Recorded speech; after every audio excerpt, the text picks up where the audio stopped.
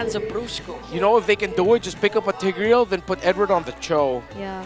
Yue might just probably need to always have the Nether Realm as a response to the possible teleports or the Y-Walk from coming in from Brusco.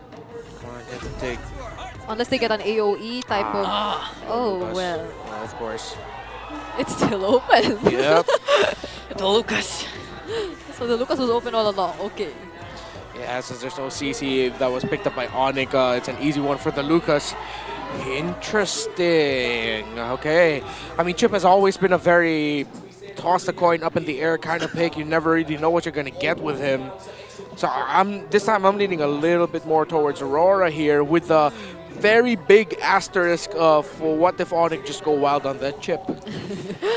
They weren't able to in game number 1, so maybe they want to go a little more crazy. Yeah. Could be a double-edged sword again for Onic. Yep. So this is going to be the lineup for game number 2 match point. For Aurora, that's a 4-man flicker. Yeah. You don't really need to purify here.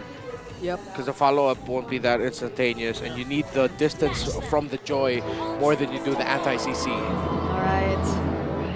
It seems like, will Aurora be able to ride on the momentum, or does Onic Philippines, with their lineup, get to bring us to game number 3? I mean, the last time we saw the Chip, the first match, it was activated right on by JP. Every single time that they can have initiation, they're not going to be afraid to use the shortcut right away and force a clash. And this might be replicated by Onic, but again, Aurora can just keep on getting the Nether Realm for you.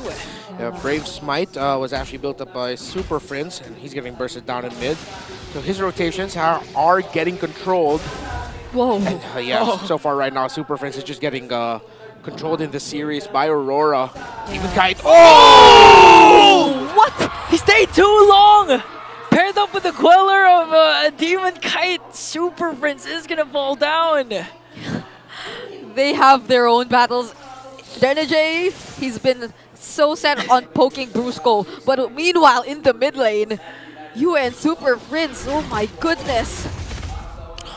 So far right now, it seems like Aurora has learned two of the biggest problems you have to deal with when you're going up against Onic, the center of the map and the gold lane. And so far, they've answered both. Big damage onto the two roamers. Brusco almost brought down, and Renegade almost brought down as well. Man, Chip, say what you will about Chip, as crazy as you can get with that pick, he's not that hard of a tank. He is a soggy Chip. Yeah, he always needs to eat his chips. Yeah, it's not crispy anymore. It's not. So whenever you see him on his passive, you already know. Yeah, at this point, Chip might be a one-trick pony, just really heavily reliant on the shortcut. And Aurora can easily work around that, especially if Yue consistently gets the Nether Realm. But again, that's still a huge first blood kill for Aurora up against Super Prince. Okay, well, let's see. Aurora or Yue actually got the Nether Realm first, but they're all level 4 now. Okay, Edward goes in with the Unleash the Beast up against 4 members. Whoa. King Kong secures the turtle. Here comes the Good Nether save. Realms of both of these teams. Renjay onto the back line, gonna get Oh, wow. There's no Purify, but still Renjay stayed a bit too long, got caught up by 4 and will fall down. That was also almost the perfect target, but everyone was running away. Yeah, it wasn't the right timing for Aurora to fight it out, and Caldera quickly gets back into the lane because of the shortcut. Okay. Brusco not gonna commit it yet onto Demon Kite, but important to note that Keller didn't use his Purify, so Yeah. still a good win for Onic. Yeah. Surprisingly, after all of that, Caldera just didn't panic. He's like, all right, I'll be chill. No one's going to be able to pick me off here, so good call. But right now, Renjay and Domikite are forcing Brusco to get out of the river and are forcing him to help Caldera in the gold, and it stopped the recall that Sonata from Domikite just now, which means, again, say what you will, Domikite has been tremendous so far this series in the laning phase. Yep. From mid lane, gold lane, Aurora MLBB taking hold of the advantage. They've been performing really exceptionally well up against their opponents. So right now, Onic Philippines are probably paying a bit more attention towards the gold lane. And fortunately for them, given the shortcuts here provided by Brusco, Caldera could probably be able to join in the team fights early on much more compared to the previous game. And he could potentially get a little bit more gold and farm alongside his teammates. So let's see how they'll surprise Aurora instead, now that it seems like they can play around their positionings and rotations a lot more with this chip. Honestly, the fear, my fear for Onic rather, is if they be a little bit overzealous and just keep on spamming the shortcut, trying to look for those isolated clashes that they really want and will eventually win. And Aurora, if they play around to perfection, they can just make Brusco like non-existent. Right, so Aurora will be able to get the second turtle here. Get into position first, but Russo does have that shortcut, but no Onyx are all here. Okay. US still hasn't popped his Nether Realm. A kick coming on, and here comes Kirk with an AOG, gonna connect onto the back line. Nether Realm has been popped, but King Kong will secure once again the turtle. Edward with the Unleash the Beast trying to work on Super Prince, forcing out the Brusco's flicker as well as Kirk trying to zone out Aurora. King Kong, look at his position. They might go for an engage, but Aurora says we have to walk back. Yeah, that was a great play from King Kong, I feel. The way he was able to surprise Aurora MLBB, forcing Renegade to use the Way of the Dragon away instead of as a setup. So now they regain control over the objective, and oh, sandwich play! This time gonna connect on to Dominkite. A much needed kill for Onic as Edward goes in right after. Three gets tunned down and get caught. Edward has to retreat, and Onic, this is the Onic we know. The aggressive type Onic that can easily take control of the game. Yeah, now with a much better and more competitive draft against Aurora. Seems like the chip question was answered this time around. It's Onic having a much better time. Oh, another shortcut play, but this time to get the turret up top. Onic making quick work of everything that they see, but this time we're so used to King Kong. Wait, Renegade trying to poke out Brusco, and Super Friends gonna commit the flicker Way of the Dragon, and this time bursts down Super Friends. A huge play for Aurora. Yeah, got Super Friends with his pants down, didn't have the flicker available for him. And now Aurora. I've said that so many times, and you guys are the first to actually like laugh at it, you know? Because we appreciate good humor. Yeah. No, and it's not just that, it's like, all right, cool.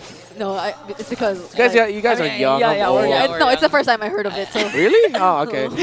Well, yeah, they got Super Friends, and that's the analysis. Back to you. I won't repeat whatever he said, but two Nether Realms gonna be casted for both of these teams. Who's gonna fall down first? King Kong working on Renegade. Renegade managed to stay alive, but Jit couldn't do. Edward caught up in the middle, brings Kirk to the side of Aurora. He's stuck. He uses the AOG to walk away. No casualties once again, but action is non-stop. Now they're trying to work on Edward.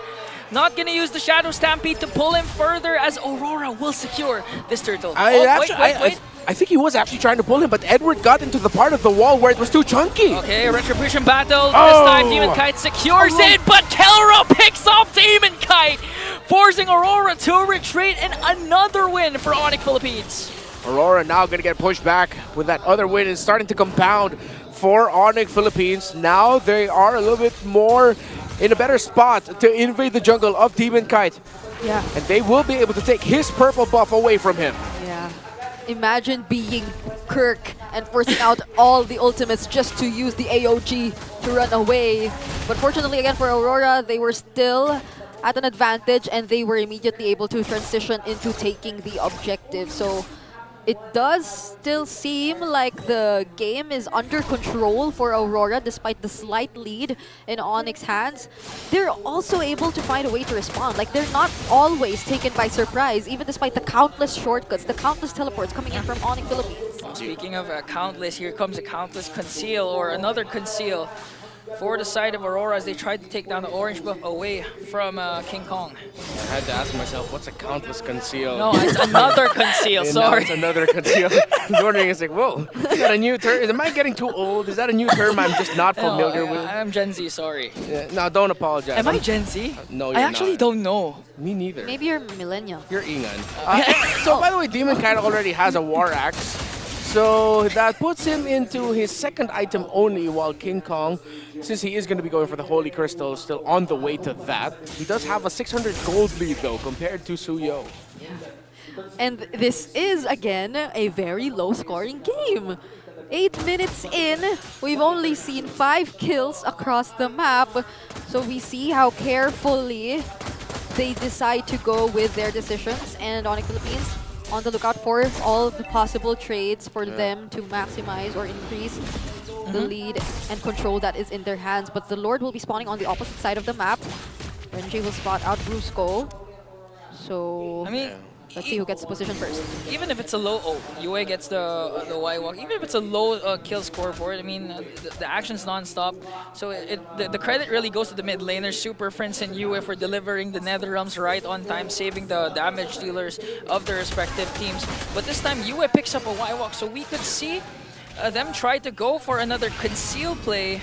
Renji starts things off, gets the vision that they need up against Onic. Okay, so traditional 4-1 split forces Demon Kite to go up top to handle that minion wave, while King Kong will be here. Are they going to try to force something? King Kong needs to get his orange buff first. So we're going to live or die by the team fight. That's the next big thing that we're looking for here. Aren't you used to it? I mean, this is the Philippines. Oh my goodness, Demon Kite and Renegade look scary up top. Yeah, I mean, if people who are incredibly attractive are very Latina, this scoreline is very Filipino. This entire game. I should cast with you guys more. You guys laugh at my jokes more. Yeah. Remember, you're on fire. I swear, even during match number 1, you were spurting jokes. No, even in left match and right. number 2, I was laughing. That's because we love you, Remy. Yeah. Don't make me cry. Okay, I won't. maybe later. But Aurora. That sounded terrifying. Please don't. No. Maybe later. What? Maybe later. What? Tears of joy! I mean... Alright, okay, good spot right now for these two. Although the joy is not here, Aurora has a numbers advantage. Again, you is still holding on to that Y walk. The moment you see Renegade just connect with Jeet Kundo and Way of the Dragon combination, they can go all in with the Y walk that UA has. But again, Super Friends has the advantage with the Nether Realm, so Onic still basically on the driver's seat. So they kind of position themselves too.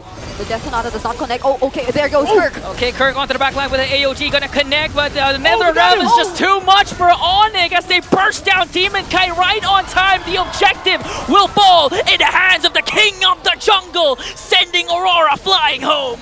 Oh! Kelra, you are a god! They still got him, and with a bit of divine intervention, the gods have found a way to crack this game open as Demon Kite was knocked up by the Lord, knocked up by the AOG, and caught by the chip. That was the perfect timing for Onic Philippines. They engaged in a team fight where UA was unable to secure an ultimate away from Onic Philippines, not even the Nether Realm. So even when we thought that Kirk might have been the first to fall, that was enough time. The Nether Realm immediately followed, and Aurora, that was the moment they were taken by surprise. And now they are the ones who will have to defend against Onic Philippines. AOG again detonates onto the top lane to zone out the members of Aurora. Renegade triple man knockup, gonna connect onto Super Friends as King Kong works on the back line. Demon Guy desperately trying to save Yue, and Edward picks up a kill onto Super Friends. King Kong exchange him. Renegade and Edward will fall down. Another shortcut coming in from Brusco, the Lord marching onto the top lane. 5 members of Onic are still here. Here comes King Kong, here comes Kelra.